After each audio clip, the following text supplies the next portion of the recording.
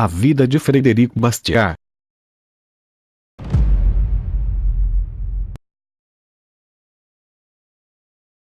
Frederic Bastiat foi um dos mais vigorosos defensores da liberdade econômica e da paz entre as nações.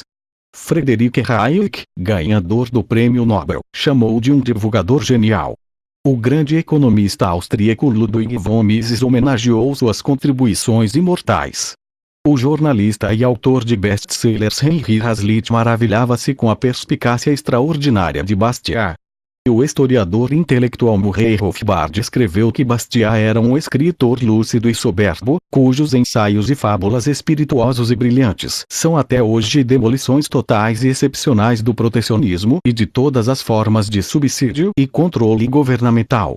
Bastiat explicou o aparente milagre da prosperidade dos livres mercados. Eis aqui 1 milhão de seres humanos que morreriam em poucos dias se suprimentos de todos os tipos não chegassem a Paris.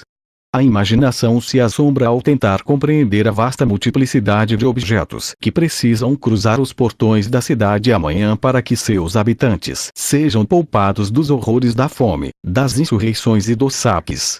No entanto, neste momento todos dormem tranquilamente, sem que a ideia de uma perspectiva tão pavorosa os perturbe por um único instante.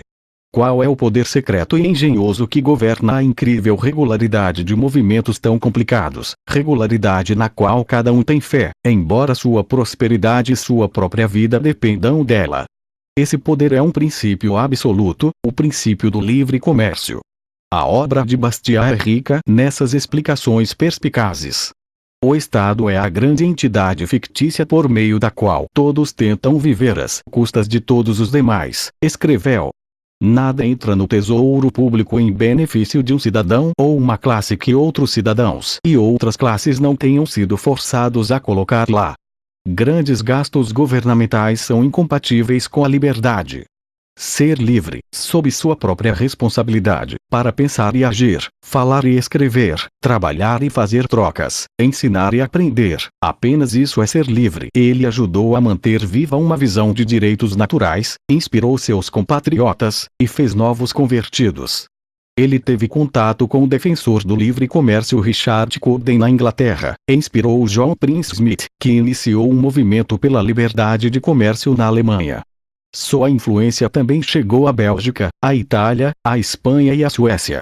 Com seus cabelos longos, seu chapéu pequeno, seu longo casaco e seu guarda-chuva, relembrou seu amigo Gustave de Molinari em 1845, ele poderia facilmente ser confundido com um camponês honesto que estivesse visitando Paris pela primeira vez. Outro amigo, Louis Reibald, acrescentou que havia uma dignidade natural em seu comportamento, e demonstrações de uma viva inteligência, e logo se descobria um coração honesto e uma alma generosa.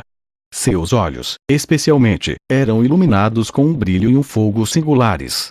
O biógrafo George Rocher escreveu que o Bastiat de 1848 era mais cosmopolita, vestindo a moeda da época.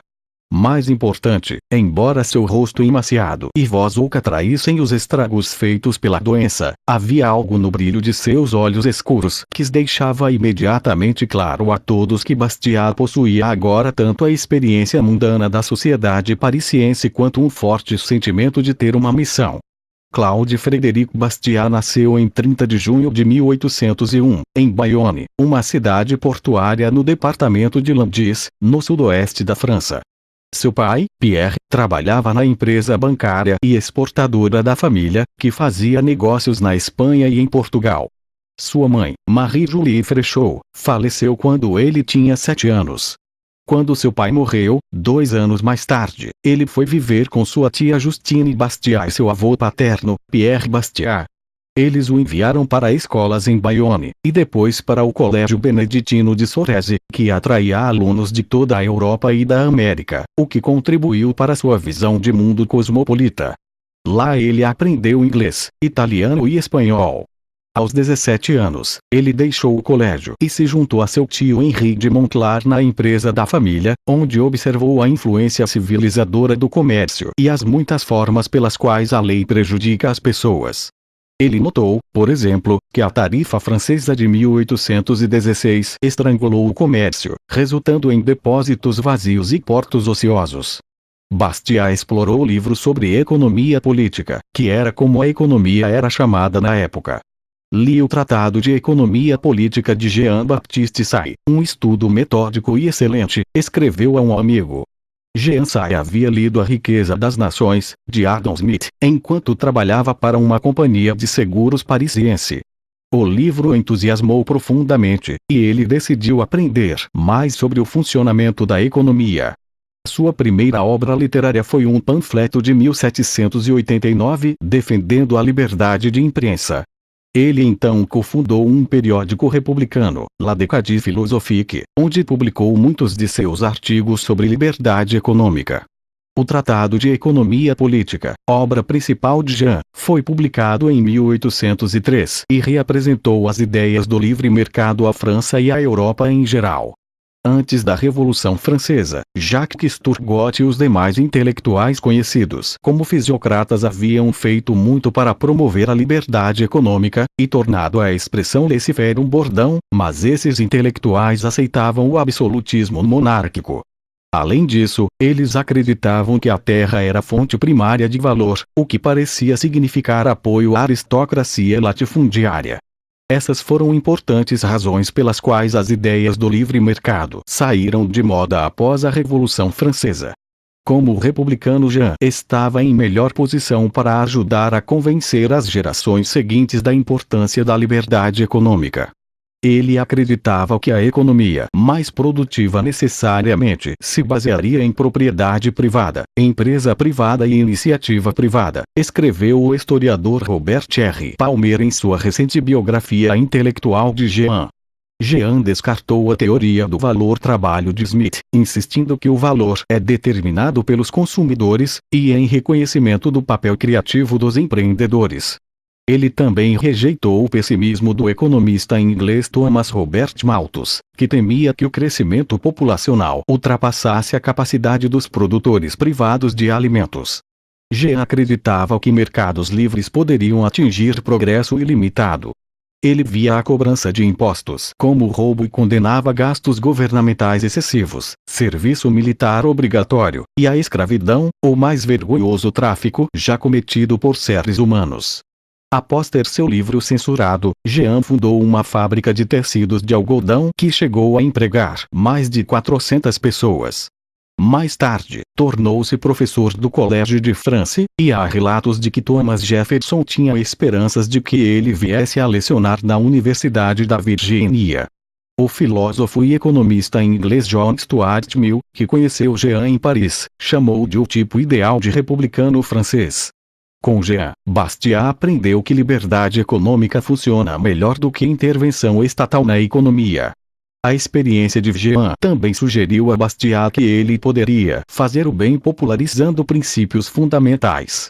Em 1824, Bastiat sonhava em ir a Paris e de alguma forma fazer algo importante, mas seu avô doente o convenceu a viver na propriedade de 617 acres da família, próxima à cidadezinha de Mougron. Quando seu avô faleceu, no ano seguinte, ele herdou a propriedade. Bastiat passava a maior parte de seu tempo entre livros. Ele encontrou uma cópia do Almanaque do Pobre Ricardo, almanaque publicado por Benjamin Franklin em 1827, e escreveu a um amigo: "Descobri um verdadeiro tesouro, um pequeno volume sobre a filosofia moral e política de Franklin. Estou tão entusiasmado com seu estilo que pretendo adotá-lo para mim mesmo." Por volta de 1830, Bastiat decidiu que gostaria de ter uma esposa. Casou-se com uma certa Mariard, mas, segundo o biógrafo Louis Baldin, após o casamento, deixou a noiva na igreja e continuou a viver como um homem solteiro. Mesmo assim, nasceu um filho, embora sua esposa continuasse a viver com os pais.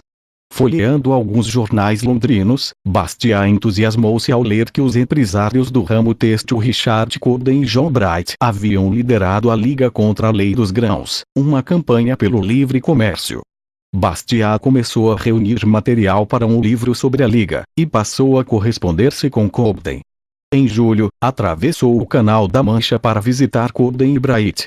Segundo o biógrafo John Morley, sua admiração por Corden como líder público tornou-se uma profunda afeição por ele como amigo pessoal, e esta amizade foi uma das principais alegrias dos poucos e ocupados anos de vida que lhe restavam.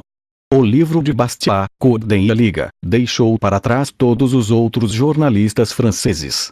Ele foi o primeiro francês a falar em Corden e Bright, que persuadiram o parlamento inglês a abolir as tarifas alfandegárias sobre os grãos unilateralmente, sem exigir concessões de nenhuma outra nação, inclusive a França, que havia combatido a Inglaterra em muitas amargas guerras.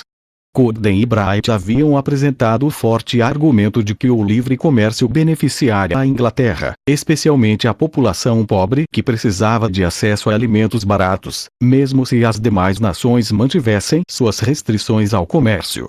Além disso, argumentaram eles, o comércio livre e unilateral contribuiria com a paz internacional, separando a política do comércio e reduzindo o risco de que disputas econômicas se transformassem em conflitos militares.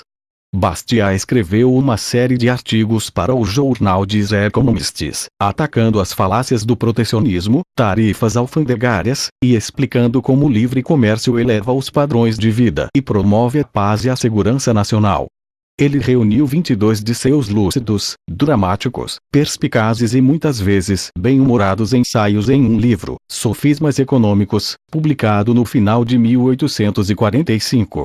Um segundo volume, contendo 17 ensaios, saiu 3 anos mais tarde. Ambos foram traduzidos para o inglês e o italiano. O texto mais famoso de Bastiat é uma petição 1845, uma sátira em que os fabricantes de velas apelam à Câmara dos Deputados por proteção. Atualmente vivemos sob a intolerável concorrência de um rival estrangeiro. Ele possui, ao que parece, condições altamente superiores às nossas para produzir luz. Este rival inunda nosso mercado nacional com preços fabulosamente reduzidos. E basta que ele apareça para que todas as nossas vendas cessem.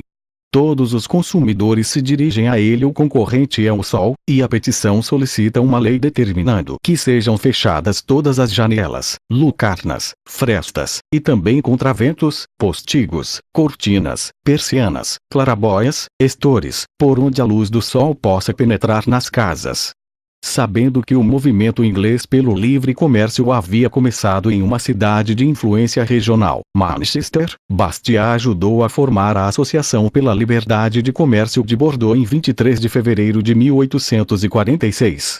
Corden havia tornado o movimento nacional após o lançamento de uma associação regional pelo livre comércio, e Bastiat adotou a mesma estratégia.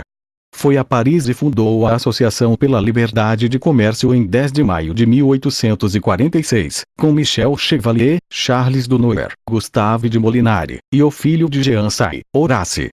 Em 18 de agosto eles começaram sua campanha com um jantar com a presença de Corden e tiveram uma série de reuniões públicas no Salão Montesquieu, em Paris.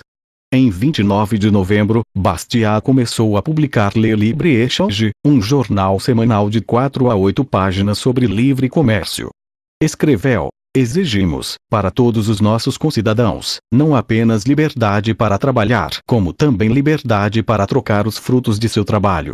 Em 1847, os protecionistas franceses derrotaram uma proposta de lei que aboliria aproximadamente a metade das tarifas alfandegárias francesas, e o movimento pelo livre comércio nunca se recuperou.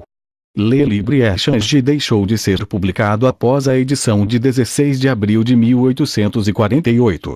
Apesar disso, Bastiat era uma inspiração para aqueles que organizavam associações pelo livre comércio na Bélgica, na Itália e na Espanha, e teve influência sobre intelectuais na Alemanha também. O inglês John Prince Smith, que havia adotado cidadania prussiana, foi influenciado por Bastiat e iniciou um movimento alemão pela liberdade de comércio. Conforme escreveu o historiador Ralph Raico, Prince Smith disseminou boas traduções das obras de Bastiat, e reuniu à sua volta um círculo de entusiastas de mentalidade parecida. Nesse momento, a reforma do corrupto governo francês havia se tornado a questão política mais controversa, e a tensão chegou ao máximo em 21 de fevereiro de 1848, quando a Guarda Nacional atirou contra cerca de 20 manifestantes republicanos em Paris. A cidade explodiu em revolução, o rei abdicou 3 dias depois, e a Câmara dos Deputados proclamou a República. 10 líderes republicanos, incluindo o socialista Louis Blanc, chefiaram um governo provisório, que exigiu a nacionalização das indústrias, entre outras medidas. Em meio ao tumulto, Bastiat publicou uma dúzia de edições de La République, um periódico de 2 páginas que defendia princípios libertários, e escreveu artigos para uma dúzia de jornais e revistas sobre as falácias do socialismo.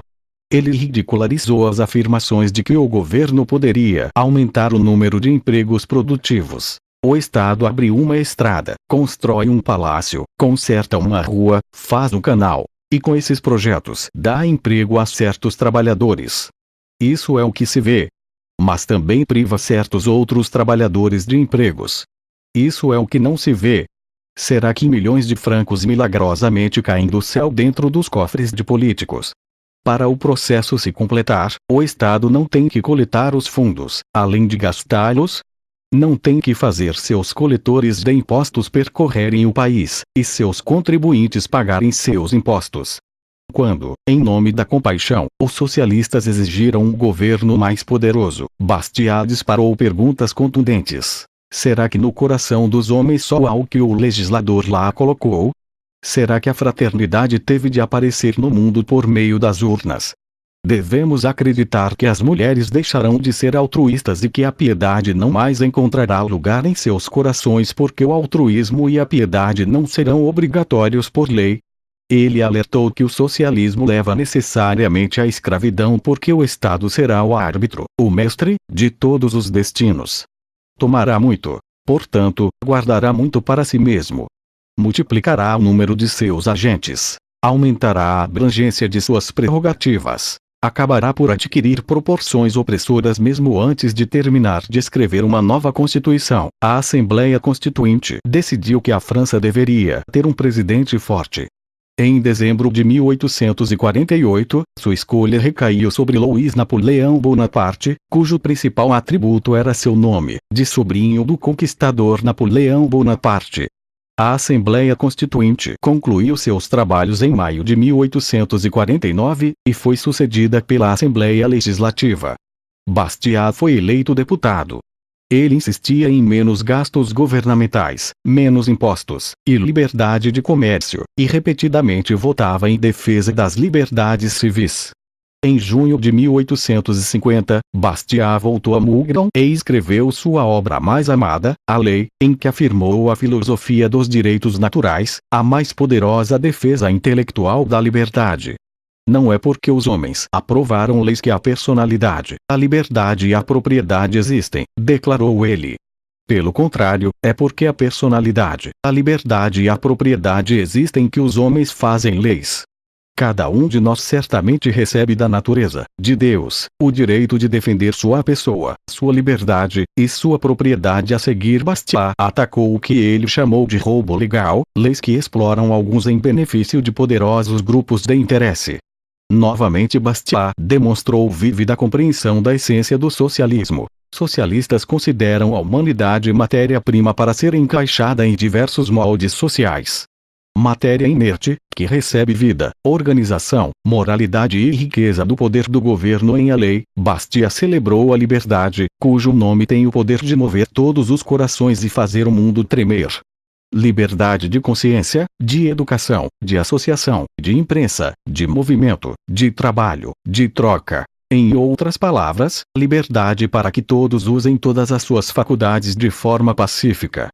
Bastiat mergulhou em seu próximo livro, As Harmonias Econômicas, em que desenvolveu um de seus temas preferidos. A ideia de que pessoas livres cooperam pacificamente e desfrutam dos benefícios das trocas voluntárias. Os interesses dos homens, escreveu, tendem espontaneamente a formar combinações harmoniosas e a trabalhar em conjunto pelo progresso e pelo bem geral. No entanto, ele era pessimista. O que se vê é o roubo usurpando a liberdade dos cidadãos para mais prontamente explorar sua riqueza, e esvaziando sua substância para melhor tomar sua liberdade. Uma burocracia estúpida e vexatória se espalha pelo país. O primeiro volume de Harmonies Economiques foi publicado no final de 1850. Ele jamais completou a obra. Em agosto de 1850, a tuberculose de Bastiat se agravou. Ele escreveu a Cobden lamentando estes infelizes pulmões, que são para mim servos muito inconstantes. Os médicos logo enviaram Bastiat a Roma, onde haviam ouvido falar que alguém tinha uma cura. Em 24 de dezembro de 1850, Bastiat estava se esvaindo. Murmurou duas palavras, la vérité, a verdade, e deu seu último suspiro poucos minutos após as 5 da tarde. Seu primo, o padre Eugène de Montclar, estava a seu lado. Ele tinha apenas 49 anos. 2 dias depois, houve uma missa fúnebre na igreja de São Luís dos Franceses, em Roma, e ele foi enterrado em seu cemitério. Michel Chevalier tornou-se influente no governo francês e dedicou-se a promover a liberdade de comércio. Em 1859, ele e Cobden começaram a negociar um tratado de liberalização significativo entre seus respectivos países, abolindo todas as proibições de importação francesas e cortando muitas tarifas. A França liberalizaria ainda o comércio com a Áustria-Hungria, os Estados Alemães, a Itália, a Noruega, Portugal, a Espanha, a Suécia e a Suíça. Os 7 volumes das obras completas de Bastiat foram publicados entre 1861 e 1864. O interesse da França pelo liberalismo clássico continuou, como prova uma sucessão de livros sobre ele. A gloriosa tradição francesa do laissez-faire passou para a história com a morte de Gustave de Molinari, amigo de Bastiat, em 28 de janeiro de 1912, embora ele tenha influenciado individualistas americanos como Benjamin Tucker, cujas ideias radicais vivem até nossos dias. A maioria dos acadêmicos do século XX baniu o nome de Bastiat de qualquer discussão séria. Charles Gide e Charles Rist comentam que é fácil rir, e demonstrar que esta suposta harmonia de interesses entre os homens não existe. Alguns acadêmicos, mesmo assim, reconheceram as contribuições de Bastiat. O economista Jonah Robinson chamou de o mais brilhante expoente da pura lógica da liberdade de comércio neste ou em qualquer outro país, e o respeitado historiador econômico John H. Clapham aclamou Bastiat pela melhor série de argumentos populares pela liberdade de comércio já escrita. A 11ª edição acadêmica da Enciclopédia Britânica, 1913, trazia as seguintes palavras. Sozinho, ele combateu o socialismo mano a mano, corpo a corpo, tomando-o como ele era apresentado por seus representantes mais populares, considerando pacientemente suas propostas e argumentos e provando conclusivamente que eles se baseavam em princípios falsos. A razão jamais encontrará um arsenal mais rico contra o socialismo do que nos panfletos publicados por Bastiat. Leonard J. Reed, que em 1946 estabeleceu a Foundation for Economic Education, decidiu tornar o trabalho de Bastiat mais conhecido e convenceu o pesquisador Dean Russell a preparar uma nova tradução de A Lei. Ao longo dos anos, várias centenas de milhares de cópias foram vendidas. Russell concluiria seu Ph.D. sob a orientação do economista Wilhelm Röpke, defensor do livre mercado, na Universidade de Genebra, e escrevendo sua dissertação sobre Bastiat. Russell adaptou sua dissertação para publicação como livro, com o título Bastiat, Ideias e Influência. Neste intervalo, o editorialista do New York Times, Henry Hazlitt, escreveu Economia numa única lição, que vendeu 1 milhão de exemplares. Minha maior dívida, reconheceu Hazlitt, é com o ensaio de Bastiat, O que se vê e o que não se vê, que agora já tem quase um século. O presente livro pode, na realidade, ser considerado uma modernização, extensão e generalização da abordagem encontrada no panfleto de Bastiat o Frágil Francês, cuja carreira pública durou apenas 6 anos, subestimado como mero popularizador e menosprezado como ideólogo, conseguiu antever nosso futuro. Mesmo antes de Karl Marx começar a escrever o Manifesto Comunista em dezembro de 1847, Bastiat sabia que o socialismo fracassaria. Marx defendia uma vasta expansão do poder do governo de desapropriar terras, bancos, ferrovias e escolas privadas, mas Bastiat corretamente avisou que o poder do governo é um inimigo mortal. Em todos os lugares, declarou, a prosperidade resulta do trabalho de pessoas livres. Estava certo. Ele argumentava que a única forma significativa de garantir a paz é garantir a liberdade humana. Bastiat foi um líder. Lutou sozinho quando foi necessário, demonstrou ter espírito generoso, compartilhou sua compreensão profunda da realidade, deu asas a ideias, e dedicou sua vida à liberdade.